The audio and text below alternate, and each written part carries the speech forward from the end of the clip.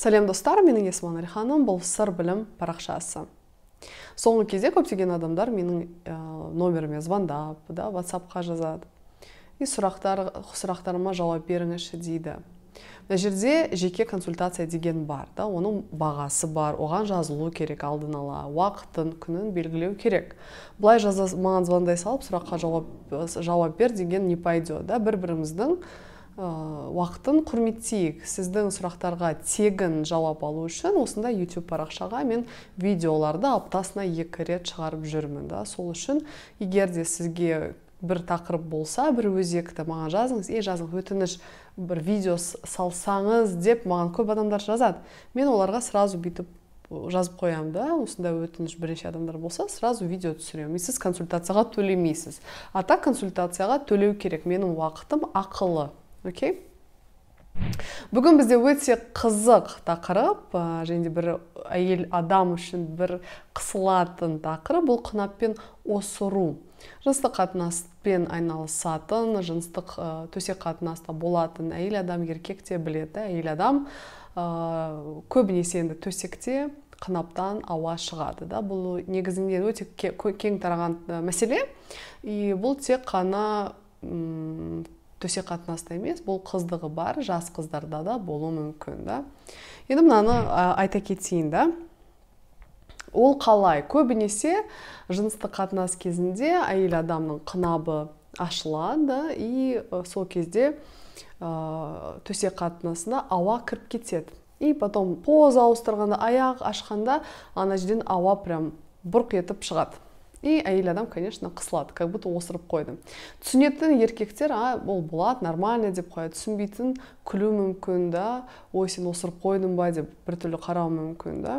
Осындай нәрселерді әрине әйелдерді бір ыңғайсыз сезімге әкеледі. Сонымен қатар тек қана жыныстық қатынаста емес, аяқты қай жерде ашамыз? Жүргенде ашамыз, отырғанда ашамыз, бір спортпен айналысқанда, көбінесе йога, сондай аяқты үстіне қарай аршу, сол кезде кіріп кету мүмкін.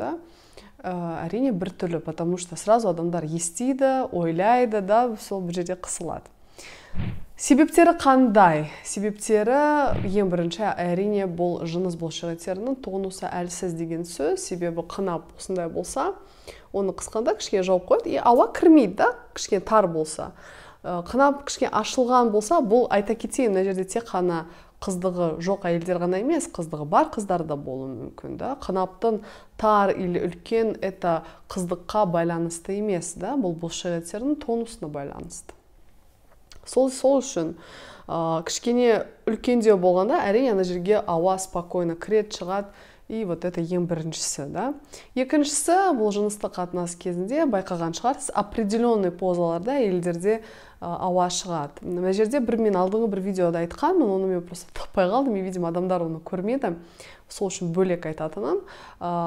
Мүше әйелдің қынабына кірген кезде, кейбір кезде не просто кіріп, а именно поршень ретінде ауаны, ана жерде үреді ғой әйелдің ішіне. То есть шығаратта, шығаратта, то есть үреді. Үрген, толтырады ғой, толтырады ішін. И потом әйел адам уже позиция ауыстырғаны, анау бұрқ-бұрқ етіп шығады, қынаппен ауа шығады. Это нормально, потому что именно фрикция сондай шығарып, ішіне кіргізу, как поршень. Сол жерде по-любому болады. Мына жерде енді максимум не істеуге болады дегенде, это, давайте мен келесіге жауап беремін, не істеуге болады. Не істеуге болады. Біріншісі, мына видеоның атын мен жазғанда кегель жаттығу деп жаздым. Себебі кегель ең жақсысы, денсаулыққа өте пайдалы, кері әсері жоқ. Бұл сізге ота емес, какой-то түсінбейтін бір күйдіретін свечка, тампон емес. Это жаттығу, яғни сіз қынаптың бұлшықеттеріне арнайы жаттығу жасап, тарылтасыз, тонусты әкелесіз. Это ең біріншісі. Кегельді қалай жасамын дегенде менде арнайы бір видео бар, сілтемесін қойып қоям. Соны қараңыз, бұл тренинг тек қана әйелдерге ғана емес, еркектерге арналған бір видео тренинг тегін, соны да қарай салыңыз. Екіншісі, вот как раз таки поза ауыстырғанда, да, когда поршень ретінде ауаны толтырғанда, обязательно міндетті түрде бұлшықеттерді қысу керек.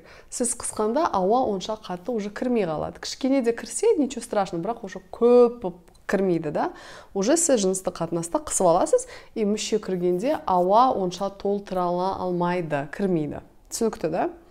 Мына жерде айтатыным, ауа шығу мәселесі негізінен мен өзім тек қана сексолог емеспін, мен тренермін, да, әйелдерге арналған курстарды өткіземін.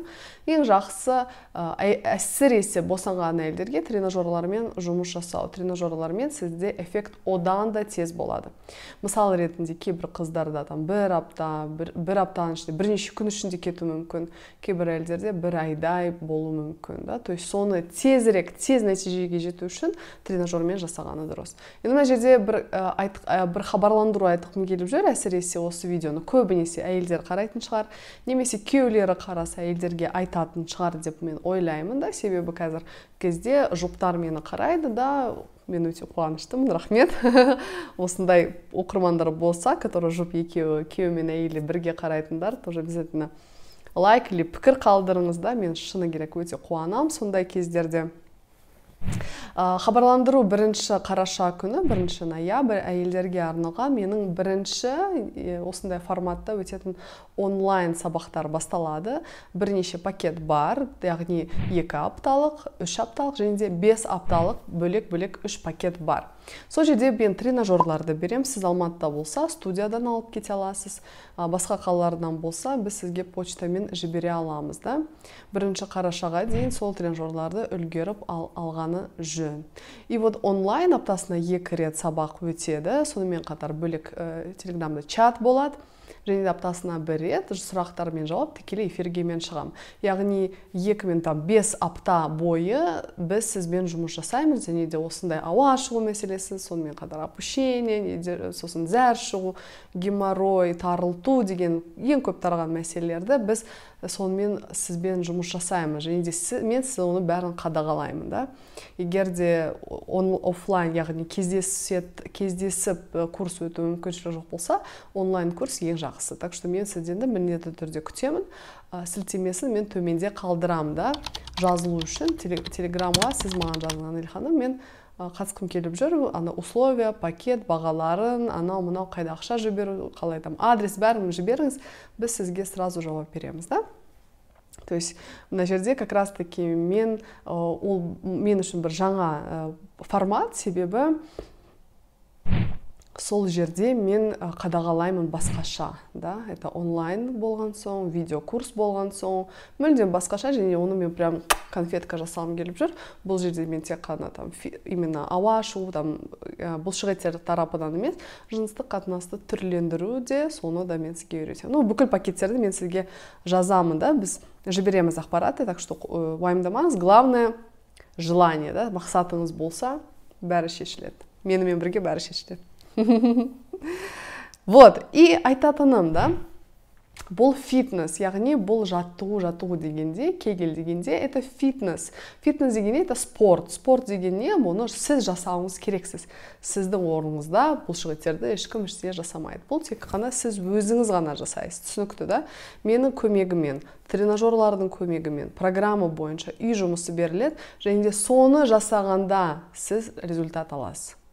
Жай ғана жатып, ештеңе жасамай результат алғыңыз келсе, бұл кішкене уже фитнес емес, да, бұл көбінесе ота, басқа түрлері. И вот қазір мен как раз таки басқа түрлерін айтқым келіп жүр. Менде бір видео болған, қынапты тарылтатын жолдары. Сол жерде көбірек айтқанмын.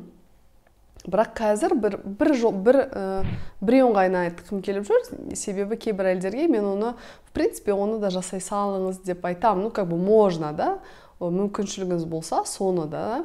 Бірақ оның бағасы где-то, конечно, тренировкадан 2-3 есе қымбаттау, да. Мысалы, марафон бізде тренингтер где-то 20 мың арасында, да, кетеді. А вот мен айтатын резко результат беретін, это где-то 60 мың бір укол. То есть это укол деген не, это филлеры, да, мен соны кейбір әйелдер тез результат. Вот укол салып, сразу результат. Мысалы, сіздің қынамыз мынандай болса, укол мен филлері деген кіре берісінге вот бірінші бөліне арнайы бір бүйтіп андай укол салады, филлері дейді оны бетке де жасайды, да, көбінесе. И получается сіздің қынабыңыз кішкене узкий болып қалады за счет этих филлеров, да, кішкене бірақ эффект, максимум где-то, максимум, білмеймін, мен где-то жарты жыл, бір жылға дейін, да, то есть сіз постоянно, мне кажется, жарты жыл, потом жыныстық қатынас обязательно көп болса, тез эффект бітіп қалады, да, и сіз оны жылына 2 рет жасайсыз, да, это где-то 60-80 мың арасы, то есть это бір укол, сіз бірнеше укол жасағыңыз келсе, одан да көп болады, да. То есть осы да болады, да, ол ешқандай зиян емес, сізді әрине бірінші гинеколог қарайды, да, косметолог рұқсат береді, бола ма, болмай ма, и сразу жасап қойды, сіз сразу эффект білесіз, да, осылай да жасауға болады. Кішкене бұл басқаша, да. Вот менің ойымша тек осы жолы ғой, енді ауа да кір шықпайды, сондай бір әсері бар жақсы, да. Қымбат демесең.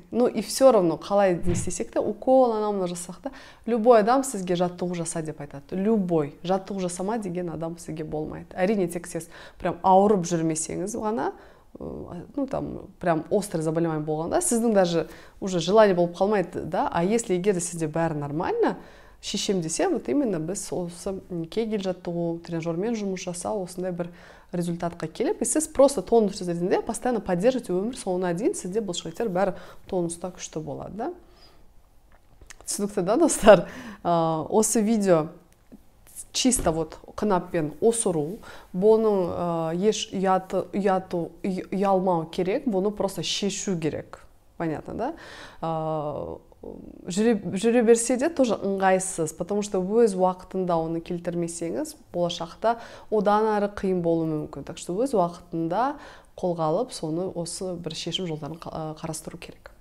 Сұрақтарыңыз болса, осы видеоның астына қалдырыңыз. Сонымен қатар, астында тренингге жазылам десе, немесе менің жеке консультацияма жазылам десеңіз, телеграмға жазыңыз, сразу сұрақтарыңызды сол жерге жазыңыз, да. То есть саламатсыз ба деп менің жауабымды күтпеңіз. Мен постоянно айтамын, қандай сұрақтарыңыз бар деп мен сразу, да, или там куратор айтады.